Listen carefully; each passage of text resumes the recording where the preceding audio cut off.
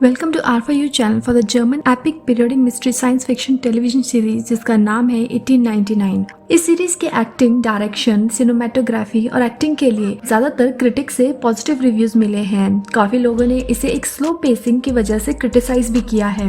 Creators ने यहाँ 2 और सीजन रिलीज करने का कहा है क्योंकि सीजन 1 की स्टोरी यहाँ पे ज्यादा क्लियर नहीं हो पा रही थी। इस सीरीज की रेटिंग है 7.5 आउट ऑफ 10 जो कि बहुत ही अच्छी है। डार्क सीजन्स के क्रिएटर ने ही 1899 को क्रिएट किया है। हम सीरीज के कुछ बिग मिस्ट्रीज पर एक नजर डालेंगे जहाँ ये सीजन के 2 पार्ट होने वाले हैं और श्योरली ये आपको एक टाइटैनिक वाइब्स भी दे सकती है। इस साल की बिगेस्ट मिस्ट्री को फाइंड आउट करने से पहले आप सभी से ये रिक्वेस्ट है कि अगर आपको मेरा कंटेंट पसंद आता है तो मुझे सपोर्ट करें मेरे चैनल को सब्सक्राइब कर। ये आपके लिए एक छोटा सा क्लिक हो सकता है लेकिन मेरे लिए ये बहुत मायने रखता है। ये ईयर है 1899 जहाँ मोरा फ्रैंकलिन जो कि एक न्यूरोलॉजिस्ट है कार्बरो शिप पर बोर्ड है और 2000 से भी ज्यादा पैसेंजर्स और क्रू के साथ नॉर्थ अमेरिका की ओर जाने वाले एक नए फर्बिश शिप पर सवार है। हमें इमीडिएटली पता चलता है कि मोरा का भाई प्रोमेथियस शिप से लापता है जो 4 महीने पहले गायब हो गया था। उसी टाइम इस बोट की कंपनी प्रोमेथियस से एक और स्टीम शिप समुद्र में गायब हुआ था। प्रोमेथियस नाम एक ग्रीक माइथोलॉजी से लिया गया है जिसने देवताओं से आग चुराकर उन्हें ललकारा और उसने ह्यूमैनिटी को टेक्नोलॉजी, नॉलेज और सिविलाइजेशन के फॉर्म में दे दिया। इस क्राइम के बदले ज़्यूस गॉड ने पनिशमेंट के फॉर्म में एक चील को प्रोमेथियस का लीवर खाने दिया। प्रोमेथियस ने अपना लीवर फिर से उगाया और चील इसे बार बार एक एंडलेस लूप की तरह खाता गया। यही से आप जान पाते हैं कि जो गायब हुई शिप है प्रोमेथियस वो एक एंडलेस लूप में फंसा हुआ है। इसी तरह उसके पैसेंजर भी एक एंडलेस लूप में फंसे हुए हैं। इससे भी अजीब बात ये है कि ग्रीक्स का मानना है कि लीवर ह्यूमन इमोशंस का एक आसन है। हेनरी सिंगलटन जो मोरा के डैड हैं और शिपिंग कंपनी के ओनर भी हैं, उनके फर्स्ट शिप का नाम प्रोमेथियस था और 4 महीने से वो गायब है जबकि दूसरा शिप कार्बोरोस है। अब फिर से ग्रीक माइथोलॉजी की बात करें तो इसमें मल्टी हेडेड डॉग जो कि ग्रीक को अंडरवर्ल्ड से गार्ड करता है ताकि डेड को बाहर जाने से रोका जा सके। यहाँ सेकंड शिप कार्बोरोस इसी तरह का काम करता है जो डेड्स को एक एंडलेस लूप में ट्रैप करके रोका रखता है। हमें सीरीज में ये भी बताया गया है कि ये दोनों शिप के साथ एक मिस्टीरियस तीसरा शिप भी था जिसका नाम पूरी सीरीज में कहीं भी मेंशन नहीं है। मोरा के डैड ने ये तीनों शिप्स एक जर्मन कंपनी से खरीदे थे, उन्हें रिफर्बिश किया और उन्हें तैयार किया। यहाँ अजीब बात ये भी है कि क्रू मेंबर्स भी ये सोचते हैं कि ये भी थोड़ा स्ट्रेंज है कि शिप पर कोई भी माल बोर्ड नहीं है और साथ ही शिप की केबिन केवल आधे ही भरे हुए हैं। इसका राज हमें आगे सीरीज में पता चलता है। ऐसा इसलिए है क्योंकि हम एक शिप में नहीं होते हैं बल्कि फ्यूचर में 2000 साल आगे एक सिमुलेशन में है। सीरीज का एंड आते आते ये भी क्लियर हो जाता है कि शिप प्रोमेथियस 1899 वर्जन में नहीं है बल्कि एक फ्यूचरिस्टिक स्पेस शिप हाउसिंग है। इस सिमुलेशन में हम जिस पैसेंजर से मिलते हैं वो सब फ्यूचर से बिलोंग करते हैं। ये फ्यूचरिस्टिक स्पेस शिप दर्जनों पॉड से बना हुआ है जिसमें हर किसी में कम से कम 14 ह्यूमंस हैं। यहाँ मोरा के पॉड में ऑलमोस्ट हर कैरेक्टर को एक मिस्टीरियस लेटर रिसीव होता है जो उन्हें कैरबोरोस पर उनकी जर्नी सेट करता है। जैसे कि मोरा को अपने भाई का लेटर मिलता है, वो उसे न्यूयॉर्क में मिलना चाहता था जहाँ उसे पता चला है कि उसके डैड ने कुछ गलत किया है। मोरा का भाई का नाम सिरान है जो थोड़ा अजीब है क्योंकि ये एक आयरिश नाम है जिसका मीनिंग है थोड़ा डार्क। तो इससे हम देख सकते हैं कि यहाँ पर ये सीरीज डार्क से कितनी मिलती जुलती है। सीरीज के एपिसोड 2 में डैनियल सोरेस जो कि मोरा के पॉड से ही था, वो कहता है कि मोरा एक आयरिश नेम है जबकि खुद मोरा आयरिश नहीं है। अगर स्टोरी लाइन के लिए ये इम्पोर्टेंट नहीं था तो राइटर्स को इसे सामने लाना थोड़ा अजीब होगा। यहाँ हम एक थ्योरी के साथ बोल सकते हैं कि सिरेन कोई इंसान नहीं है बल्कि वो ह्यूमैनिटी को इन्फॉर्मेशन ट्रांसफर करने के लिए एक AI सेट है और वो केवल उन्हें जगाता है जब कोई ह्यूमन कोई रीजन चुन लेता है अपने इमोशंस के ऊपर। अगर हम बात करें हेनरी की तो उसने कहा था कि इंसान सिमुलेशन में मरते रहेंगे क्योंकि वो अपने इमोशन से छुटकारा कभी भी नहीं पा सकते। यहाँ कंप्यूटर मॉनिटर में हमें ये भी शो किया गया है कि कैरबोरोस एक सर्वाइवल मिशन पर है। हो सकता है कि ह्यूमैनिटी की इमोशंस के कारण पृथ्वी नष्ट हो गई थी जिसे हेनरी ह्यूमंस का सबसे बड़ा दोषी कहता है। इस तरह ह्यूमन माइंड को री इंजीनियर करने के लिए प्रोमेथियस को बनाया गया था ताकि वो हमेशा रीजन को चूज कर सके। पूरे शो में सिमुलेशन ह्यूमन माइंड के लिए एक मेटाफर रहा है। शिप के सभी एरियाज, पैसेंजर की मेमोरीज और असाइलम एक लिटरली इलेक्ट्रिकल पाथवे से कनेक्टेड हैं। उसी तरह जैसे ह्यूमन ब्रेन मेमोरी को कनेक्ट करता है, डैनियल सिमुलेशन के कोड को चेंज कर सकता है पर हमारे ब्रेन की कोडिंग को नहीं बदल सकता। मोरा को शिप के कंसोल पर उसके लिए एक लेटर मिलता है जिसमें रियलिटी से पहले मेयर कॉफी किक पढ़ते हैं। ये वही मैसेज है जो ब्रिज से सभी नॉटिकल बुक्स में बार बार लिखा हुआ था। यहाँ कुछ कोऑर्डिनेट्स भी दिखाए गए हैं लेकिन पहले एपिसोड में दिखाए गए कोऑर्डिनेट से अलग है। इन कोऑर्डिनेट्स का यूनिवर्स में क्या काम?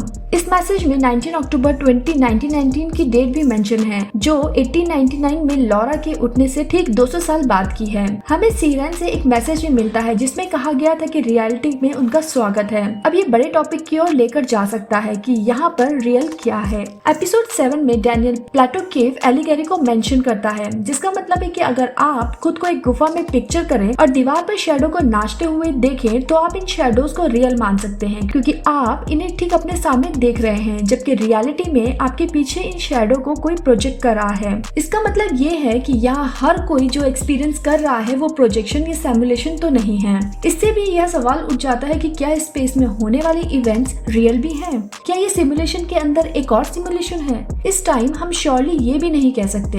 एपिसोड 8 में हेनरी अपनी बेटी मोरा को बताता है कि जब वो छोटी थी तब वो एलिगेरी से काफी फैसिनेटेड थी। वो इस आइडिया से भी ऑब्सेस्ड हो गई थी कि ह्यूमन का नॉलेज की कोई सीमा नहीं है और हम कभी नहीं जान सकते कि चीजें वैसे ही हैं जैसे वो रियलिटी में दिखाई देती हैं कि नहीं। हम चीजों के ट्रू नेचर से अभी अनजान हैं। मोरा का मानना है कि रियलिटी आखिरकार हमारे ब्रेन्स में उड़ने वाले न्यूरॉन्स ही हैं। अब हम लोग जो जानते हैं वो ये है कि 1899 के इवेंट्स रियल नहीं हैं। वो 8 दिनों के एक लूप में फंसे हुए हैं जो बार बार घूमती ही रहती है। अगर हम हेनरी पर बिलीव करें तो ये मोरा का बनाया गया एक सिमुलेशन ही था ताकि वो अपने मरते हुए बेटे एलियट के साथ रह सके। लेकिन सोचा जाए तो थ्योरी सारे पजल्स को ठीक से नहीं जोड़ पाती क्योंकि ये सब बहुत ही कॉम्प्लिकेटेड है अगर आप सिर्फ अपने बेटे के साथ रहना चाहते हैं। हेनरी ये भी मेंशन करता है कि लॉरा का सिमुलेशन उसके डॉल हाउस से रिलेटेड है और मोरा एक गॉड है यानी एक क्रिएटर है इस रियलिटी की। लेकिन फिर ये क्वेश्चन भी उठ जाता है कि क्या गॉड केवल हमारी रियलिटी का क्रिएटर है? अगर हाँ तो गॉड को किसने क्रिएट किया है? यहाँ पैसेंजर्स एक ग्रुप में फंस गए हैं जहाँ लूप बहुत बार रिपीट हो चुका है। हर एक लूप में ऑलमोस्ट 8 दिन लगते हैं और पुराने सिमुलेशन शिप्स के कब्रिस्तान में आर्काइव किए जाते हैं। हम नहीं जानते कि ये लूप क्या होते हैं लेकिन हम जानते हैं कि हेनरी इसे जारी रखना चाहता है और वहीं डैनियल इसे रोकना चाहता है। डैनियल का मानना है कि लूप को रोकने की की मोरा के ही पास है पर यहाँ प्रॉब्लम ये है कि मोरा को अपनी पास्ट लाइफ की कोई मेमोरीज अभी याद नहीं है। मोस्ट ऑफ द सीजन में मैं तो यही मानती रही कि हेनरी ने मोरा की मेमोरीज मिटा दी थी लेकिन रियलिटी में वो खुद मोरा ही थी जिसने अपनी मेमोरीज इरेज करी थी। वो जानबूझकर उस कीज को छुपा रही थी जो उन्हें वहाँ से निकलने में हेल्प कर सकता था। पर ऐसे क्यों? हेनरी का मानना है कि मोरा अपने बेटे के साथ रहना चाहती थी। इन सब की परवाह किए बिना डैनियल इस लूप से बाहर निकलना चाहता है और रियलिटी में वापस आना चाहता है। अगर हम स्पेसशिप सीन में ध्यान दें तो हम डैनियल या एलियट को कभी नहीं देखते हैं। तो क्या वो शिप में जगे हुए थे? जब हम स्पेसशिप सीन देखते हैं तो वहाँ 2 पहले से खुले हुए पॉट्स होते हैं, एक जिसमें से मोरा अभी बाहर आई थी और दूसरे में से डैनियल, एलियट या कोई और भी हो सकता है। आखिरकार मोरा के लिए डैनियल के लास्ट वर्ड यही थे कि जब वो जागेगी तो वो वही होगा। अब जो भी है पर डैनियल का कहना है कि लूप को ओवरराइडिंग करने की कहीं ना कहीं मोरा के ही पास है। अब हम बाद में देखते हैं कि लॉरा के ही लॉकेट में की छिपी हुई होती है। अगर मोरा ने लोगों को वहाँ पे ट्रैप करने के लिए ये सिमुलेशन बनाया है तो वो बचने का इतना आसान तरीका अपने साथ क्यों लेकर आएगी? ये सीधा प्रूफ है कि हेनरी कुछ यहाँ पर छुपा रहा है। मोरा की कीज एक छोटे पैरामिड डिवाइस में फिट हो जाती है। इसे अनलॉक करने से ये सिमुलेशन रीसेट हो जाता है।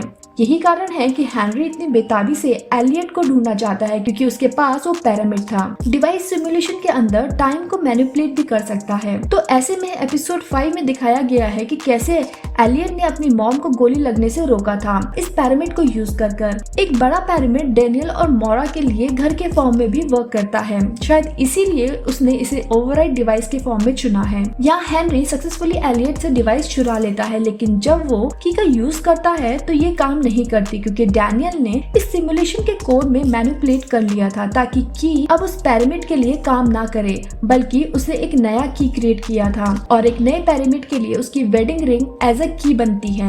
पूरे सीजन में हमने इस ग्रीन कलर के बीटल को भी देखा है जो सिमुलेशन में होने वाले किसी भी दरवाजे को अनलॉक कर सकता है। बीटल यहाँ पर एक मेटाफोर है जो एक बैक डोर पर जाने का एक आइडिया है जो उन जगहों पर भी जा सकता है जहाँ और कोई नहीं पहुँच सकता।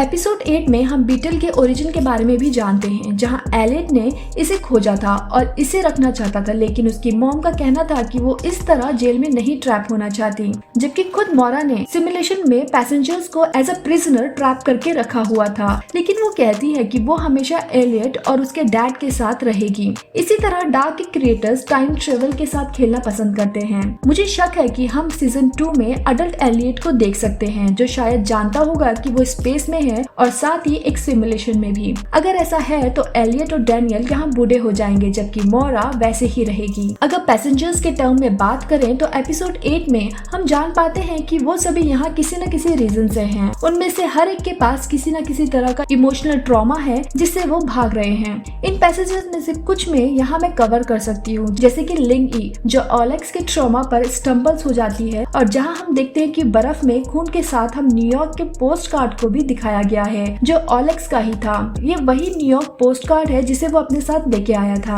ओलेक्स के बारे में बस इतना ही जानते हैं कि वो अपने भाई से मिलने अमेरिका जा रहा था। लिंग ई यहाँ किसी तरह के टार या ऑयल के बड़े से ड्रम से निकलते हुए भी दिखाई जाती है। अगर आप में से कोई जानता है कि वो क्या है तो प्लीज मुझे कमेंट बॉक्स में शेयर करके बताइएगा कि वो क्या है, या फिर हो सकता है कि उसने यहाँ पे किसी का मर्डर किया है। जो भी है आप अपने व्यूज भी मुझसे शेयर करें। एपिसोड 3 में रैमियर के ट्रॉमा का एक झलक भी दिखाया गया है जहाँ हम देखते हैं कि उसने एक इंसान को मार डाला है और उसके कपड़े ले लिए हैं। प्रीस्ट का गेटअप और बैकग्राउंड में चर्च की काफी कुछ यहाँ पे क्लियर हो जाता है।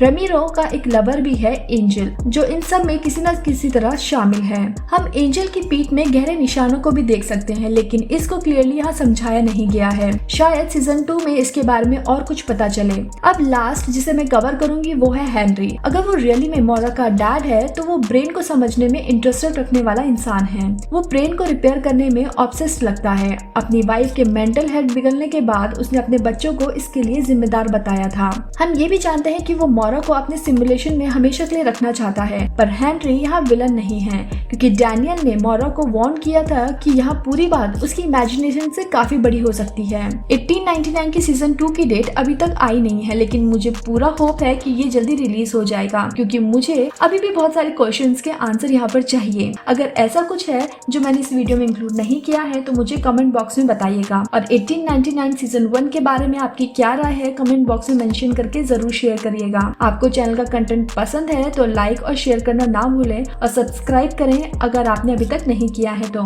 Thank you for watching, see you next time.